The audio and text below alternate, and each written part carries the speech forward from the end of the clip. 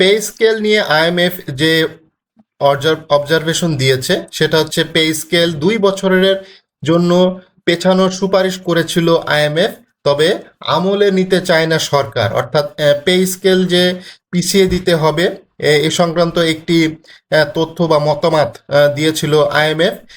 IMF এর কিছু সদস্য এসেছিল এবং তারা প্রায় 5 ঘন্টার রুদ্ধদ্বার বৈঠক করেছে এবং সেই বৈঠকের শেষে তারা বলেছিল যে পে স্কেলটা 2 বছরের জন্য পিছিয়ে দিতে, বাট সরকার এটা আমলে নেয়নি এবং সরকার অনড় রয়েছে এবং সরকার এটা বাস্তবায়ন করার জন্য যাবতীয় প্রস্তুতি অলরেডি সেরেছে এবং কাজ করতেছে। সরকারি চাকরিজীবীদের নবম জাতীয় পে স্কেল বাস্তবায়ন নিয়ে 5 ঘন্টা ম্যারাথন বৈঠক করেছে সচিব কমিটি। রবিবার 26 জুলাই প্রধানমন্ত্রীর কার্যালয় এই বৈঠক থেকে চূড়ান্ত কোনো সিদ্ধান্ত আসেনি বলে জানা গিয়েছে। আন্তর্জাতিক মুদ্রা তহবিল আইএমএফ নতুন বেতন কাঠামো অন্তত 2 বছর পিছিয়ে দেওয়ার পরামর্শ দিয়েছে বলে সংশ্লিষ্টরা জানিয়েছে। তো এটা খুবই দুঃখজনক। আইএমএফ বিভিন্নভাবে বাংলাদেশকে সাহায্য সহযোগিতা করে, ঋণ দিয়ে থাকে, বাট তাদের যে সকল শর্ত রয়েছে সেই শর্তগুলো মানতে গেলে আসলে একটা সরকারের জন্য অনেক কষ্টসাধ্য হয়ে দাঁড়ায়।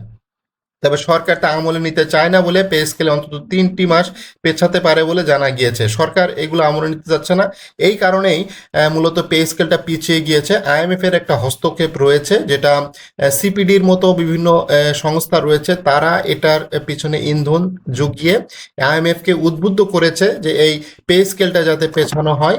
সেটার জন্যই মূলত এই বাংলাদেশি কিছু দালালি অর্থনীতিবিদ আছে, দালালি মিডিয়া আছে, সংবাদপত্র আছে, তারা আসলে চায় না যে সরকারি কর্মকর্তা কর্মচারীদের পে স্কেলটা হোক। এবং এই যে দালালি সিপিডির যে সকল দালাল অর্থনীতিবিদরা রয়েছে তারা সরাসরি আইএমএফ এর সাথে যোগাযোগ করে আইএমএফকে প্রেশার ক্রিয়েট করে তারা বলিয়েছে সরকারের কাছে যে পে স্কেলটা পিছিয়ে দেওয়া হোক, কারণ তারা চায় না যে সরকারি কর্মকর্তা কর্মচারীদের বেতনটা হোক বা পে স্কেলটা হোক। ঠিক আছে। তো বৈঠকে বিভিন্ন কমিটির সুপারিশ, বেতন কাঠামো, প্রভাব ও বাস্তবায়নের সীমাবদ্ধতা নিয়ে আলোচনা হয়েছে। এতে অর্থমন্ত্রী আমির খসরু মাহমুদ চৌধুরী, অর্থ সচিব ডক্টর খায়রুজ্জামান মজুমদার সহ সংশ্লিষ্ট কর্মকর্তারা উপস্থিত ছিল এবং পে স্কেল বাস্তবায়নে আর্থিক সক্ষমতা, রাজস্ব আহরণ ও ব্যয় ব্যবস্থাপনার বিভিন্ন দিক নিয়ে আলোচনা হয়। প্রধানমন্ত্রী বিষয়টি আরও বিশ্লেষণ করে সুপারিশের দিক নির্দেশনা দিয়েছেন বলে গণমাধ্যমে জানা গিয়েছে। তো নানা কারণে জটিলতা বৃত্তে আটকে গিয়েছে পে স্কেল, আর্থিক সক্ষমতা, রাজস্ব আহরণের অবস্থা, অর্থনীতির চাপ সহ নানা কারণে আইএমএফ এর বেতন কাঠামো 2 বছর পিছিয়ে দেওয়ার পরামর্শ দিয়েছে, তবে সরকার তা পুরোপুরি আমলে নিতে চায় না। এরপরও পর্যালোচনা ও বিশ্লেষণ করে বাস্তবায়নের কৌশল নির্ধারণ করতে বলেছে প্রধানমন্ত্রী।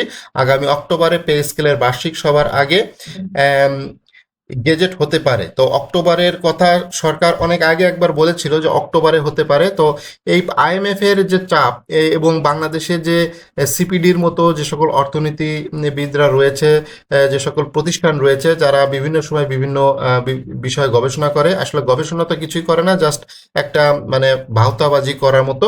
তো তাদের চাপে এবং সিপিডি যেহেতু একটা ইন্টারন্যাশনাল সংস্থার থেকে বিভিন্ন টাকা পয়সা পায় এবং তাদের একটা ভালো প্রভাব রয়েছে বাংলাদেশের অর্থনীতিতে, তো এইটা কাজে লাগিয়ে এবং বিভিন্ন বেসরকারি প্রতিষ্ঠান রয়েছে, তাদের তো চাকরি বেতন তো বাড়তেছে না এবং তাদের বেতন তো বাড়বেও না, সরকার তাদের দিকে কোনো নজরও দিতে যাচ্ছে না। তো এই সকল বিষয় এই পে স্কেলের সাথে সংশ্লিষ্ট রয়েছে, যার কারণে পে স্কেলের যে গেজেট সেটা সরকার ইচ্ছা করলে দিতে পারতো, 1 জুলাই থেকেই গেজেট জারি করে দিতে পারতো, কোনো সমস্যা ছিল না। আর্থিক সক্ষমতা বলেন, রাজস্ব আহরণ, এগুলো কোনো বিষয় না, কারণ সরকার অলরেডি কোটি কোটি টাকা খরচ করে ফ্যামিলি কার্ড সহ বিভিন্ন ভাতা, বিভিন্ন কার্যক্রম চালিয়ে যাচ্ছে। সো এই এই টাকা পয়সা নেই, এই ধরনের গালগপ্প মেরে এই যে পে স্কেলটা পিছিয়ে দেওয়া বা গেজেট প্রকাশে দেরি হওয়া, এগুলো আসলে জাস্ট কোনো ইয়ে না। জাস্ট এখানে যে জিনিসটা হয়েছে সেটা হচ্ছে আইএমএফ এর একটা চাপ এবং বাংলাদেশি কিছু দালালি অর্থনীতিবিদ আছে, তারা সরাসরি আইএমএফ কে বুঝিয়েছে যে এই পে স্কেলটা দিলে এই বেসরকারি খাতের যে সকল কর্মচারী কর্মকর্তা রয়েছে এরা না খেয়ে একেবারে এদের অবস্থা খারাপ হয়ে যাবে, তো আপনারা কিছু একটা করুন। সেটার জন্যই মূলত এই সমস্যাটা হয়েছে। তবে আশার আলো যে সরকার এ বিষয়ে যথেষ্ট অনড় রয়েছে এবং অক্টোবরের আগে গেজেট প্রকাশের আশা, 2 বছর পিছিয়ে দেওয়ার পরামর্শ তো আইএমএফ এর রয়েছে, অক্টোবরের আগে গেজেটটা প্রকাশ করার আশা রয়েছে এবং সরকার এ বিষয়ে যথেষ্ট আন্তরিক রয়েছে। অর্থমন্ত্রী তো বলেছে না আমরা পে স্কেলটা দিতে যাচ্ছি এবং আগামী অক্টোবরে থাইল্যান্ডে অনুষ্ঠিত আইএমএফ এর বিশ্বব্যাংকের বার্ষিক সভার আগে গেজেট প্রকাশ করে নতুন স্কেল বাস্তবায়নের প্রক্রিয়া শুরু করতে চাই সরকার যথেষ্ট আন্তরিক রয়েছে। সরকার এ বিষয়ে আইএমএফ কে সরাসরি বলে দিয়েছে যে না, আমরা পে স্কেলটা দিতে চাচ্ছি, এটা দীর্ঘদিনের একটি দাবি, তো অবশ্যই পে স্কেলটা দিতে হবে। তো সরকারি কর্মকর্তা কর্মচারীদের যখনই বেতন ভাতা বৃদ্ধির সময় আসে তখনই এই আইএমএফ বলেন, বিভিন্ন দাতা সংস্থা সহ তারা সরাসরি নাক গলায়। সরকারের উচিত এই জিনিসগুলা এইদের মানে মতামত না নেওয়া। এটা সরকারের নিজস্ব সিদ্ধান্ত এবং বাংলাদেশের নিজস্ব সিদ্ধান্ত। বাংলাদেশের সরকারি কর্মকর্তা কর্মচারী তাদের দক্ষতা বৃদ্ধি এবং তাদের বেতন বৃদ্ধির সম্পূর্ণ দায়ভার এটা বাংলাদেশ সরকারের। এটা বিদেশি কোনো সংস্থা বা অন্য কোনো বেসরকারি সংস্থার মতামত নেওয়ার কোনো প্রয়োজন নেই। এটা সরাসরি সরকারের সদিচ্ছার কিছুটা অভাব ছিল শেষের দিকে, বাট মানে ইচ্ছাটা আসলে জোরপূর্বক একটা ইচ্ছা ছিল না। সেই কারণে এই পে স্কেলের গেজেটটা দিতে এত সময় হচ্ছে। সরকারের কোনো কার্যক্রম কিন্তু থেমে নেই। বলতেছে আর্থিক সক্ষমতা নাই, টাকা পয়সা নাই, এগুলো জাস্ট মানে বাংলাদেশে এ ধরনের সমস্যা এর আগেও এসেছে, অতীতেও এসেছে, ভবিষ্যতেও আসবে। তো এইটা নিয়ে আসলে এত চিন্তা করার কিছু নাই। সরকার ইচ্ছা করলে এটা সঙ্গে সঙ্গে দিয়ে দিতে পারতো।